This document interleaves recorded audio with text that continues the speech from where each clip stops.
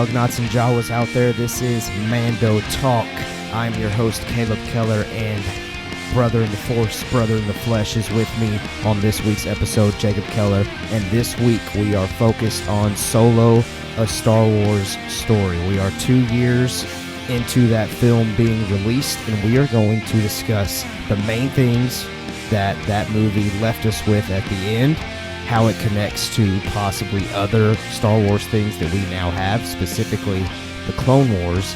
And since Make Solo 2 Happen was trending this week, we're going to talk about what a Solo 2 would look like, or what we would want it to look like, on this week's episode of Mando Talk.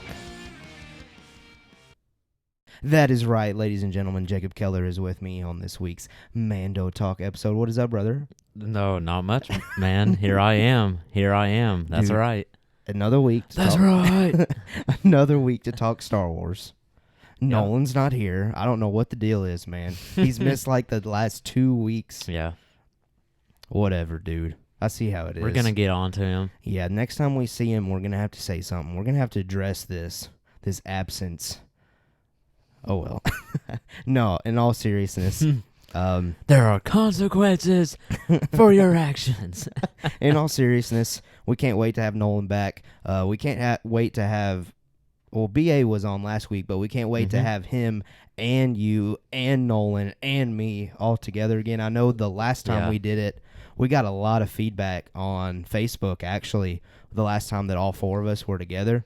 We did? Yeah, people were loving like the discussion and the fun that we were having when us four were together. What's some of the stuff they had to say? Just that it was a great discussion, and it was nice to have the four of us back again. Oh, yeah. So, yeah. I mean, the next time it happens, it's going to be awesome. I guarantee you. Mm-hmm. But you're just going to have to settle with the Keller brothers this week. Hopefully that's okay with you. It's okay with me. But one thing... I think that you're entertaining enough. Oh, thanks. I appreciate that. I hope so. One thing, though, that I wanted to say, because last week me and BA completely dropped the ball on this. Again, because everything going on... I don't realize like what day of the week it is anymore, or what kind of events are coming up, especially holidays. And we didn't even mention Memorial Day to our listeners. Mm-hmm. So hopefully everyone out there had a happy Memorial Day. Hopefully you did something to enjoy the day. Did you do anything on Memorial Day to celebrate? That was Monday. Right, that was Monday. No, I didn't. I just stayed home and worked on some stuff at home. Yeah, I think that's all we did, too. This is the first time in a long time I haven't been on the lake for Memorial Day. But, you know. I guess so, yeah. It is getting hot here in our home state of Tennessee. It was muggy today. It's been muggy all week. But this ain't nothing. Yeah. This is just the start. It is just the start. It's in the 80s. And we're going to get up to the 90s by next month, probably. Yeah, we got to get and we'll probably hit 100 by July. Yeah, we got to get used to it quick. Yeah. And I will. Yeah. Because I work outside all day. Yeah. But what are you going to do? Yeah, me, I don't know. I guess I can keep golfing and mowing grass. Yeah. I mean, there we go. Yeah. But for real, though, whenever BA's here again... And, like, especially when it gets later in the summer months, every time we have him on camera, we got to do, like, tan checks. Yeah. He's probably about as white as that door over there. He's going to be glowing. He's probably going to be about the same shade as the walls. Yeah. All right. Nolan, BA, we miss you. Hope you have a good week. Hopefully we'll see you next week. Or maybe not. Who knows? Our listeners miss you, so hopefully that entices you to come back. I miss you. Okay, Star Wars news. We got nothing this week, really. I was fixing to say, let's get into it. I mean, we got one thing, but it's not really anything that we'll talk about here on Mando Talk for coming weeks. It's something for kids, and I mean, it's going to be interesting to tune into for me. I'll probably watch it with my current schedule. Yeah. But Jedi Temple Challenge. This is a series that Star Wars is putting out on the Star Wars Kids YouTube channel. Huh. I thought it was going to be like, for some reason I thought Temple Run when you said that. You thought that people were going to be participating in a real life Temple Run? Something like that. Or like there would be a Star Wars version of Temple Run. I mean, yeah, it could be that. But anyway, Jedi Temple Challenge comes out on Star Wars Kids YouTube on June the 3rd. Ahmed Best is the host. He is the actor for Jar Jar Binks. And they released a trailer for it, and he's like all decked out in Jedi robes. Yeah. But he's obviously not dressed up as Jar Jar. It's just Ahmed Best. But great to see him back in Star Wars. Yeah, that's cool. Regardless of what you think of Jar Jar Binks, the guy did what he had to do to please George Lucas. So I tip my cap to that. And as a kid, I enjoyed Jar Jar. So Yeah, I did too. Big goober fish. But yeah, I mean, I'll check into this Jedi Temple Challenge, and honestly, for me, it reminded me, I don't know if you remember these things. I'm sure you do. Like, you remember those old Nickelodeon TV game shows? Yeah. Like with all the slime and all the different challenges and everything? That's kind of what it reminded me of. Okay. Again, it's not anything for us to sit down. Oh, welcome to Mando Talk. On this week's episode, we're breaking down Jedi Temple Challenge. Week number 1. Yeah, that won't happen. But okay. So are they going to have like a Star Wars trivia, and if you get it wrong, something happens? Well, I don't know. That's a good question. Like they're like doing physical tests, and they're doing like cockpit tests and like Jedi mind trick kind of tests. I don't know, man. It'll be interesting. It'll be cool. They're breeding the next generation of Jedi. Yeah, if I was a kid, I'd be tuning in. So kids out there, parents listening, if you want to introduce your kid to Star Wars, it might be a good way to introduce them to it. Yeah, that's cool. I don't know how much prior knowledge of Star Wars you have to have as a child to get into it, but hey, anything helps. That's it for Star Wars news. I mean, it was a pretty dry week. Hold up, you weren't here last week. No. Did you? Okay, Cobb Vanth reported, or not necessarily Cobb Vanth, Timothy Oliphant. We talked about this last week, me and BA. We break it down. We had a bunch of fun with it. But I'm real quick just going to get Jacob's thoughts on this. Timothy Oliphant, I don't know if you know who that is, but he is the main actor for Justified. So you may have seen him in that role. I don't know if you have or not. Probably not. Anyway, no, he always plays like this kind of sheriff kind of role, this Western kind of role. And the report that we got last week was that he was spotted on set wearing Boba Fett armor, which is complete, like, it's a curveball from the previous week when we got that Tamara Morrison was coming back as Boba Fett. Well, that has led to us here at Mando Talk and also a bunch of people on internet to speculate that he is going to be playing Cobb Vanth. Now, Cobb Vanth is this character that was introduced in an Aftermath series, a novel series that came out very quickly after Disney purchased Lucasfilm. It was a build-up for The Force Awakens. I believe there's 3 books. Haven't read them, but I'm one of those guys that once a novel comes out, I just Google search like the big things to take away from them. Yeah. Unless the book, I just absolutely want to read it. But this guy, apparently, Cobb Vanth, is a sheriff of this town in Tatooine called Freetown. And he's a former slave. And in the book, they never confirmed that it's Boba Fett's Mandalorian armor that he has on, but he purchases Mandalorian armor from Jawas. All it says is Cobb Vanth gets some armor from the Jawas. It's Mandalorian. Now, obviously, the Jawas, we know from Episode 4, A New Hope, they get things, they sell them. They make profit. Yeah. They get junk, they sell it. Yeah. Could the Jawas have found Boba Fett's armor from the Sarlacc pit? They sped it out. The Sarlacc sped it out. And the Jawas come by. Take the armor. Oh, we're going to make big bucks from this translation. They take the armor, they sell it, Cobb Vanth takes it. Huh. That's what a lot of the fans are speculating. So Boba Fett is dead? Well, no. So they're still saying Tamara Morrison as Boba Fett is legit. So that led me and BA to think that we're going to get this complete side mission where Boba Fett comes out of the Sarlacc pit, realizes that this dude, Cobb Vanth, has his armor on, and we're going to see like an old Western shootout, which I would love. What are your thoughts on all that? I know I just threw a bunch of stuff at you. So Did Boba Fett get naked in the Sarlacc pit and get his armor off? I mean, I guess the Sarlacc can digest clothing and armor quicker than the human body. And maybe it coughed it out or pooed it out or something. So he climbed out of there naked? Maybe just his undergarments. I mean, I don't think they're going to show that. Jeez. Huh. But yeah, thoughts. Okay. Yeah, share your That's thoughts. And then I interesting. got some other things. Because we, again, on Facebook got a lot of feedback to me and BA talking about that. Have you thought about maybe he's like the stunt double? Well, see, Or it's just a big-time or his actor. role is more specialized than that? Yeah, it's okay. a big-time actor. Hmm.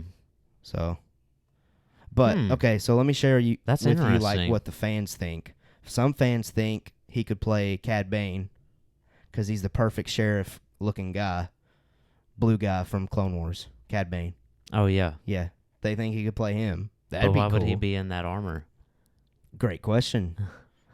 There was always feud between Cad Bane and And I thought that Cad Bane died they didn't show it. before the Clone Wars was over. They didn't show it. Yeah. There was always that unfinished episode where Boba Fett shot him down. Yeah. They had a shootout. It's not canon if it's not released. But they did release it, right? Only On not YouTube. finished. But is deleted scenes for movies canon? No. No, I didn't think so. So, yeah, Cad Bane, that's a possibility that one person commented. I should have took note on the people that mentioned this. I apologize if you're listening and we talk about who you think it is. But Cad Bane was mentioned. Also, Bosk was mentioned. I don't see, and my pushback to that one was, it's such a big-time actor, I just don't see them covering up his face with alien gear. Yeah. But who knows? I could be wrong. Or and making his face blue or something. I could see Cad Bane. I mean, you could still be able to tell that it's him. Does he look like that? Not really, but, there's CGI and everything that could help. But, yeah, in my mind, it's Cobb Vanth or it's a completely new character for me personally. But, yeah, I just wanted to hear your quick thoughts on that because that was really interesting. Whenever me and BA heard about that and we started talking about it, it's just a complete curveball that, honestly, I feel like is out there to make us... Because when Boba Fett news was broke, everyone was like, oh, we got Season 2 figured out. Yeah. We know everything that's going to happen. Well, now that Cobb Vanth is thrown in here, whoever Timothy Olyphant's playing in Boba Fett's armor, who knows? Because they're saying it's not Boba Fett. They just have his armor. He just has his armor on. Yeah. Who knows, though? Who knows? Okay. Any other thoughts from you before we leave that and we get to our main discussion point this week? Well, you just got me thinking. That's like a whole... It's big time. Possibilities. There's a bunch of them in Season 2 from all these reports that we're getting. Yeah. Where did that come from? That's old. Who knows? The possibilities thing? Yeah. I don't know, man. No, that came from elementary school. Sure, dude. You don't remember that? No. Anyway, okay.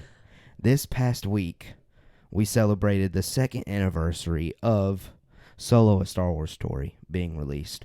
I believe the first time that I saw it was in movie theater with you. Yeah. And I believe my wife was there with us as well. Now, first time we watched it, the wife was asking me a bunch of questions with stuff going on, especially there at the ending, because the casual fan thinks Darth Maul's dead after Episode 1. Yeah. Because they haven't seen Clone Wars. Mm-hmm. And man, was that a cliffhanger. But I just want to say real quick, before we get into... So what we want to do with this, we want to discuss the main things, because I know Jacob hasn't seen it in a while. I saw it last week. We want to discuss the main things that we got from Solo: A Star Wars Story, specifically like the ending pieces, because really that's what we need to discuss as far as a second Solo ever possibly being. Solo 2. Right. And then we're going to talk about what we would want or what we think a Solo 2 would look like. And then that's going to be our show for this week. But we're going to have some fun talking about this because personally... All right. Personally, and this is how I wanted to introduce this topic, personally, I enjoyed the heck out of Solo. Is it the best Star Wars movie? By no means. No, it's not. Yeah. But it goes back to that Western vibe that the Yeah. Mandalorian knocked out of the park, and that was very A New Hope like. Yeah. It is slower paced, but I personally feel like that's the vibe of Star Wars, and I know in today's theatrical experience, it's got to be fast paced, action heavy, Mm-hmm. computer generated I heavy. just thought of something things that that look BA great. would say. What would he say? He would. Well, you said Star Wars is like slow paced is Star Wars thing, right? Yeah, it had some slow pace. Well, in I there. just thought that he would say not if it's the sequels. Yeah, he's not a fan of the sequels, and he actually talked about that last week a little bit. I feel like He- every time we have him Yeah. on, he mentions it Yeah. somehow. Somehow he mentions that. But anyway, for real though, I mean, we get a train heist. You can't get Yeah. more Western than that. Yeah. We see Solo with his finger unbuckle his I can't even Holster? speak. Holster for his rifle, his DL-44, and the Kessel Run was super cool. Yeah. I mean, I enjoyed it. I enjoyed the film. Was it perfect? No, but Ron Howard delivered a good Star Wars movie. Yeah, I think so. So I just too. wanted to share those general thoughts, and I want to give you the floor to allow you to share your general thoughts, because I know it's been a while for you, but I want to hear what you have to say about that movie. In general, like some of the things that I like about Solo is you get to see that much more of the Star Wars universe. Yeah. You get to see Corellia. You get to see I this loved world.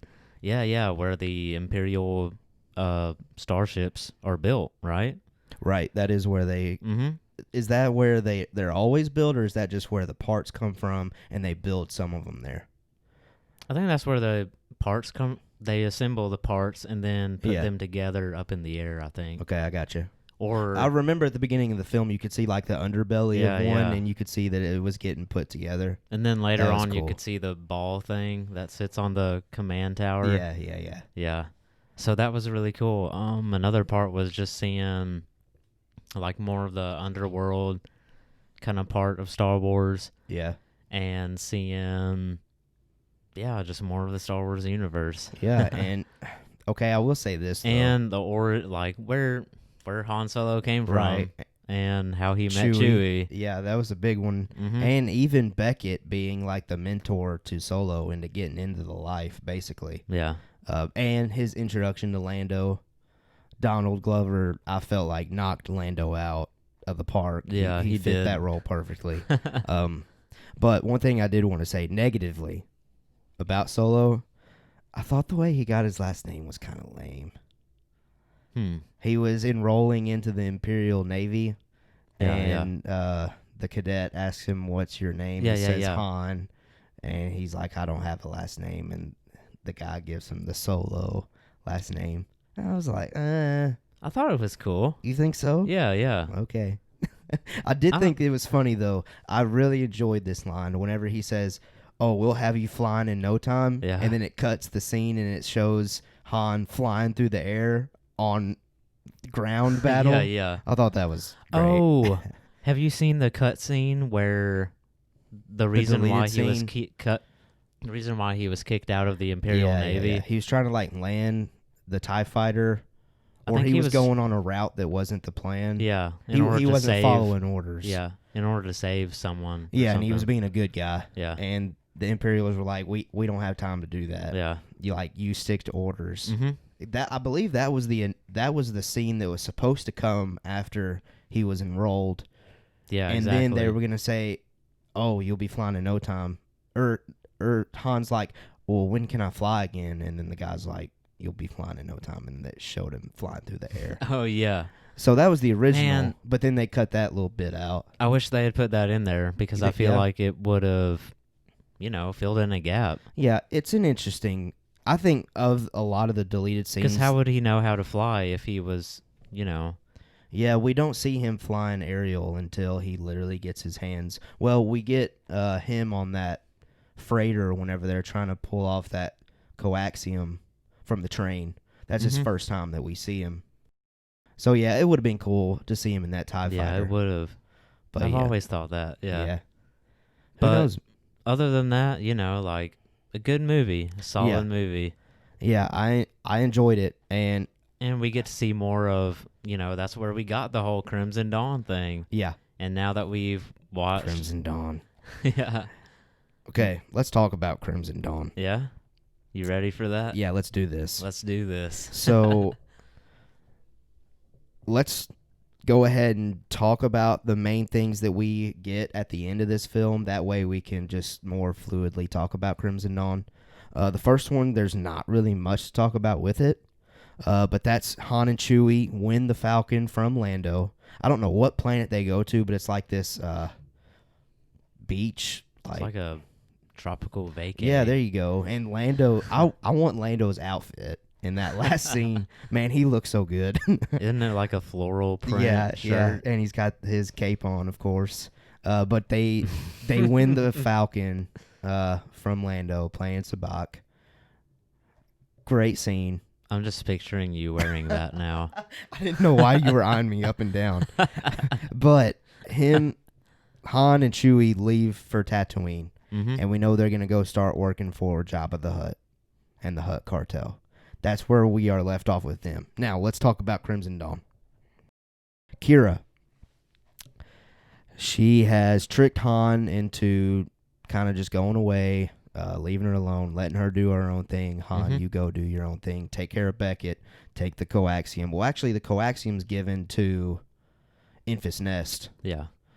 Which they're a branch of the rebellion. Yeah. But once Qi'ra is now like second in command of Crimson Dawn, she talks to Maul through hologram, informs her that Dryden Voss was murdered by Beckett when really he was murdered by her. But Maul knows that one man couldn't have done it alone. So there's a little bit of a tease that Maul kind of knows what went down. Yeah. He knows I don't know if he knows that it's Solo, but he knows somebody helped him. And yeah. I see what, yeah. And then the next thing that Maul says to Qi'ra is, meet me on Dathomir, and we're going to be working really close together from here on out to figure out what to do with Beckett and, quote, his accomplices. Which, again, that's Han Solo. Does he know that it's Han Solo? Who knows? But Crimson Dawn, we see the necklace that Maul's got on. It's the same one that Qi'ra had on throughout the entire film. Crimson Dawn, I guess, in my mind, is going great until Dryden Voss gets killed. And I feel like from that point, at the end of Solo, is where Crimson Dawn starts to decline. You think so? I think so. But let's talk about Crimson Dawn. When I first saw Solo and they mentioned Crimson Dawn, I was completely lost. Because this was a completely new crime syndicate that was created. Yeah. In my mind, I don't know if it was in a comic book before or not. But now that we it's have... like it was created purely for that movie. Right. But now we have the final season of Clone Wars, where Darth Maul, we literally see Darth Maul mention the creation of Crimson Dawn. And we see and it kind of leads us all the way through it. Yeah, and we see him communicating with the leaders of Crimson Dawn, of all the different, like the Pikes. There's 3 main leaders. Yeah, and I don't remember... Black Sun, the Pikes, and Dryden Voss. Right. And we see Dryden Voss, too. I thought that was a really cool connection for Clone Wars to do. It's just that little bit connected Clone Wars and Crimson Dawn and tied like a mini bow on it. I still feel like we could get a lot more. We still could get a lot more with Crimson Dawn, but still, just Dryden Voss being placed in there perfectly, and Maul's like, I've set everything up now to where if we lose Mandalore, Crimson Dawn's still going to be okay, basically. Because at the end of Siege of Mandalore, we know that Maul has, at least in his mindset, a goal to get back to the leaders of Crimson Dawn to figure out what to do next. And in my own... he says that we're going to prosper in this time of chaos. And in my own head canon, I'm telling myself, he's going to see Dryden Voss. For me. We don't have confirmation of that, but that's what I think he did. And that's how it leads perfectly into Solo. Thoughts on, like, what Clone Wars did for you as far as Crimson Dawn goes, and how you felt like Crimson Dawn looked in Solo and so on. What'd you think? It really, what Clone Wars did for me in terms of Crimson Dawn is it really, it laid the foundation for how it all came to be. Right. It really tied it all together. How does this group have so much power, and why are they such big people in the underworld in Solo? Well, you see how much influence Maul has in the Clone Wars over these big syndicates. Mm-hmm. So much so that he creates a new one by bringing them together. So that really explains, like in Solo, they got all this bling, they got this fancy ship. You can tell, like, oh yeah, that Dryden ship was Voss really cool. oh yeah, you can tell Dryden Voss is a serious character, and you don't cross him, and you don't really, people like that gotta have power to back up their threats. Right. So yeah, it really explains why there's so much power behind Crimson Dawn. Yeah. Now, I will say this, my first time seeing Solo, throughout the film, whenever they kept referencing, like, Dryden Voss was like, oh, you know who I have to answer to. Mm-hmm. Mm-hmm. For me, I kept thinking that it was Jabba. I don't know why, but the whole film, because, where Solo is in A New Hope, I'm like, okay, I guess Dryden Voss answers to Jabba. Does Jabba have this completely different syndicate called Crimson Dawn? Yeah. I mean, what's going on here? And then at the end, we get the reveal of Darth Maul. And still, when I get that, I'm like, what's going on with that? I go back and watch the Clone Wars again. I see that he creates... what is it that he calls it the first time he creates it? Shadow Collective. Shadow Collective. So I'm like, well, is that the same thing?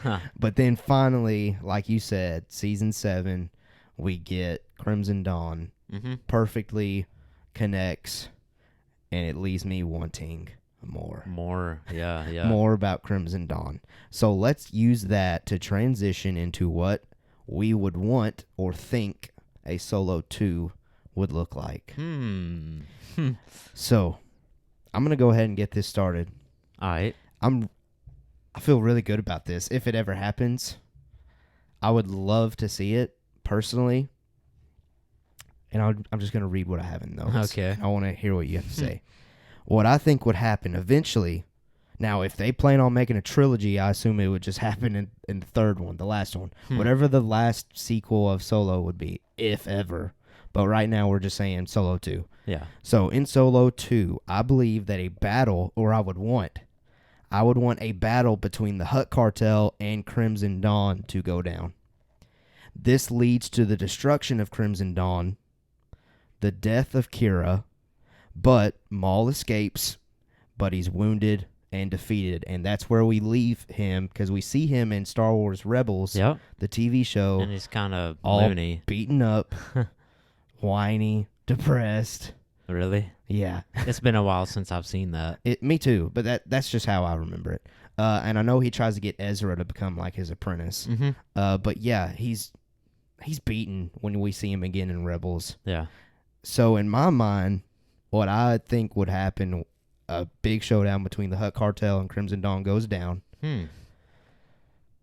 Because I guess the Hutts see Crimson Dawn as a threat. Oh yeah, they would. Absolutely. And they're a rival. And the Hutts never even came into Crimson Dawn. Right. Like whenever Maul tried to force them. That's right. Mm-hmm. I believe that was season 5 of Clone Wars. I think we watched those before the Siege of Mandalore. Yeah. Is it Zero the Hutt or one of the Hutts? No, it's Jabba. It's okay. Jabba was around back then. Well, I know he was, but I didn't know if he was represented in that meeting. Yeah, he was. Yeah, okay. Well, there you go. There's already beef between them. So what are your thoughts on that? A battle between Crimson Dawn and the Hutt Cartel, and that's what leads to Crimson Dawn's demise. That makes a lot of sense, man. And I'd never really thought of that. Because I'd always assumed that the reason why Maul is in Rebels like that is just because he told Qi'ra, hey, I'm going to go find more Sith power or whatever. Yeah. And he just went off and got lost. Right. That's what I always assumed. But what you're talking about is so much more interesting and makes so much more sense. Yeah. Because, you don't hear about Crimson Dawn in the originals. nah. And so they're a powerful organization. You know, who else would take them down like that? Right. And the Hutts would perfectly have beef with them. Yeah, and for, trespassing their territory in the market. And we know that like you said, in the original trilogy, there's a big three. Obviously, the Empire is huge. Mm-hmm. And I don't know, you could make an argument with who's more powerful, the Rebellion or the Hutts. Yeah, yeah. I mean, but those are our big three in the originals. We have no clue about Crimson Dawn. Yeah, you could argue that the Hutts would rival the Empire. Really? I think so. Okay. I mean, yeah, just because of all their agents, and like all their mercenaries and bounty hunters. Yeah, I can see that. So yeah, if a Solo 2, a sequel happens, I want to see that. I want to see a full-on battle between those two. Obviously, in my mind, it would make sense for Crimson Dawn to get wiped out in that situation. Mm-hmm. Do you have anything that you would want to see? Because I got one more, and that's really it. Or actually, one more question. But do you have anything that you feel like, from things that we talked about, where we were left off at the end of Solo: A Star Wars Story, that you feel like there's a story to be had with that? Yeah. Anything else? Or anything you want to add to my battle that I want to see? Avengers Endgame style battle between these two. Lord of the Rings Boba style Fett. Battle. Boba Fett would have to be in there too. Yeah, he would. So Solo and Boba Fett would be on the same team fighting against Crimson Dawn. Yes. Whoa. That would be dope, man. That's what I want to see now. Right. But I do have one thing, though, to go against it. Well, the question I have is, with the death of Qi'ra, would it leave Han a little more scarred than we see him in the originals? Well, see, in my mind, the Solo that we see in a Solo: A Star Wars Story, he's not as hard as he is in the originals, in my mind. So, to me, I think something's got to go down to make him a little more grumpy. You know what I mean? Yeah. And at the end of Solo, we see Qi'ra leave him, but I don't feel like that's enough.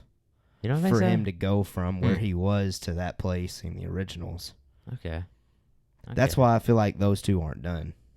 And that's also one thing I didn't want to say it, but I'll go ahead and say it. I feel like Han might have to be the one to kill Qi'ra. And I know that's deep. Whoa. That's really hard.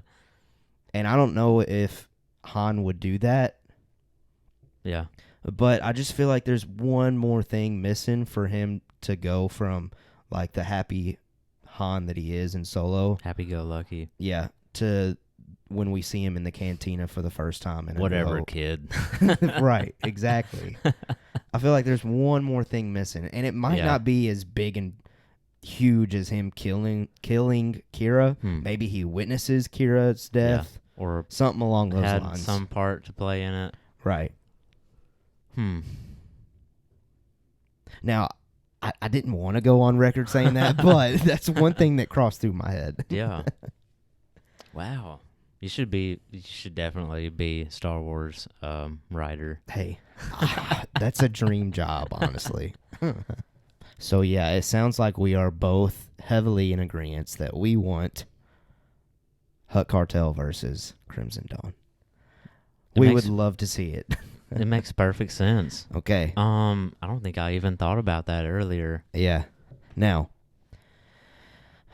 we've mentioned for Solo 2, we've mentioned Hutt Cartel, we've mentioned Crimson Dawn, and how Han could possibly connect to it. But here's the issue. Who's the leader of Crimson Dawn? Qi'ra. Well, Maul. Ultimately. He's a Force user. He's the leader in the shadows. And he's a Force user. Yeah. And we know in A New Hope that Han Solo says he's never seen any of that mumbo-jumbo. So, that, like, it wouldn't make sense for me to have the Hutt Cartel and Crimson Dawn to battle and Darth Maul not be there. Yeah. And Han Solo would not be there. Especially if it's so much to destroy the Crimson Dawn. Right. And I guess Han can't see him. I don't know. I just feel like that's one of the things that makes Solo 2 not possible, because we keep talking like Crimson Dawn, Hutt Cartel, like maybe that's a movie of itself, but and then maybe when we're seeing that movie, we could know in the back of our minds, well, Han connects to this a little bit. We just can't see him because we know that Han can't see Darth Maul, or can he? I mean, I want to hear what you think about that. What if Darth Maul is caught up somewhere else and someone like Boba Fett goes to fight him along with others? And it's Qi'ra and some of her posse fighting against Han. Solo. Yeah, Han and people that he's with. I could see that. I mean, yeah, it can't be Solo 2 without Han being the main person. Oh, yeah, nah. So I mean, what? The idea of the battle is perfect. I'll just leave it to the professionals to figure out how to incorporate Han Solo into it. Yeah.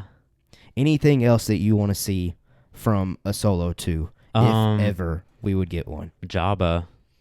That's a good, yes, like 100%. Han getting employed by Jabba.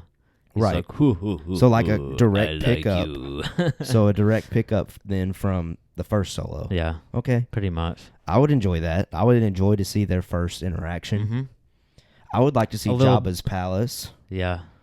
A little bit of Han working for Jabba. Yeah. But then what would really start off the conflict? Who knows? That's a great question. Maybe, well, it'd be the same kind of story, what I was just thinking of.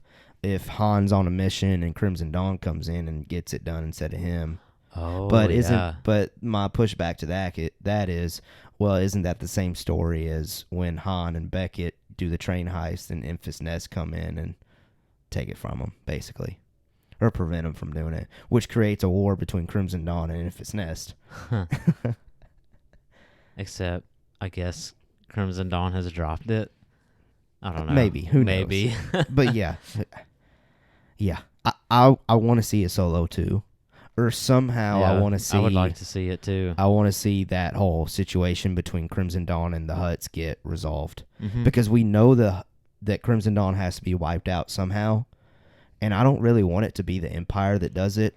Because I just feel like that's a story that's been told. I feel like that's something that the Empire doesn't really do.